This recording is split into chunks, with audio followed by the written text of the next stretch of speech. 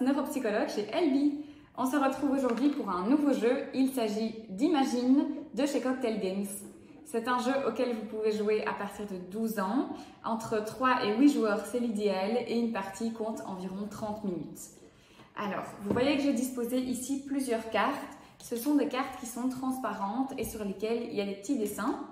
Et vous avez ensuite des cartes énigmes sur lesquelles figurent des mots qu'on va devoir faire tenter de deviner aux autres joueurs en associant des cartes.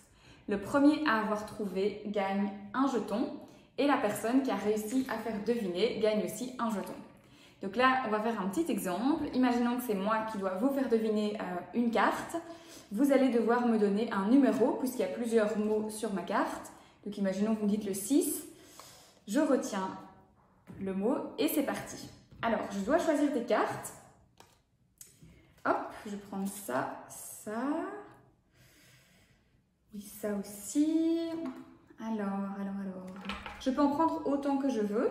Je vais pouvoir les faire bouger et je vais pouvoir aussi, si je veux, les superposer. Alors, je vais prendre ça aussi. Hop. Donc, c'est parti. On va mettre une première carte là. Une deuxième comme ça. Donc, plutôt comme ça. Ouais. Comme ça. Hop. Une troisième ici. Une comme ça. Voilà. Comme ça. On peut en rajouter une aussi que j'avais vue. Où est-elle? Ah, là. Hop. Voilà. Comme ça, on comprend bien ce que c'est. Et alors, je peux imaginer que je peux faire animer les cartes si je veux. Donc, par exemple, ici, je fais bouger ma carte, ça fait une idée de déplacement. Je peux aussi, à la limite, enlever des choses avec mes doigts qui sont sur les cartes. Par contre, ce que je ne peux pas faire, par exemple, c'est parler. Donc, j'espère ici que vous avez trouvé, c'était le ski nautique. N'hésitez pas à me dire en commentaire si vous aviez eu la réponse. Alors ici, le premier joueur a trouvé gagne un jeton et moi, je gagne un jeton si j'ai réussi aussi à faire deviner les choses. Et la partie s'arrête quand on a fait 2 tours, c'est-à-dire que tout le monde a fait deviner 2 fois. Si vous jouez avec peu de personnes, on peut évidemment faire plus de tours. Hein. C'est vraiment vous qui voyez. Alors ici, c'est un jeu qui est franchement pas si facile, tant pour la personne qui va deviner que pour la personne qui va faire deviner.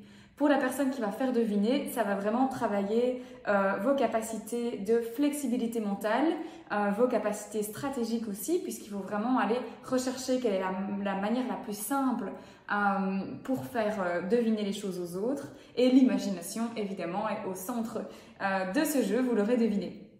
Pour la personne qui va deviner, ça va vraiment aussi faire travailler vos capacités de vocabulaire, vos capacités de recherche d'informations en mémoire. On n'a vraiment pas l'habitude de travailler dans ce sens-là et donc c'est pas si facile, mais c'est un jeu super intéressant sur le plan cognitif. J'espère que ce petit jeu vous a plu et on se retrouve très prochainement pour un nouveau. À bientôt!